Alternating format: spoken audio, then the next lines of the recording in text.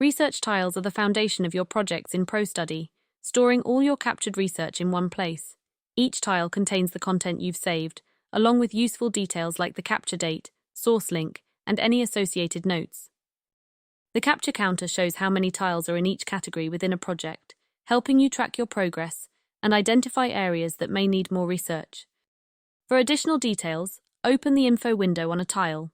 Here you'll find information like the article title, author, and publication details. You can also edit or add tags for better organization. The tile menu provides quick access to key actions, such as copying references, moving tiles to another category, or deleting tiles you no longer need. To manage multiple tiles at once, use the multi-select option to quickly copy, move, or delete several tiles in a single step.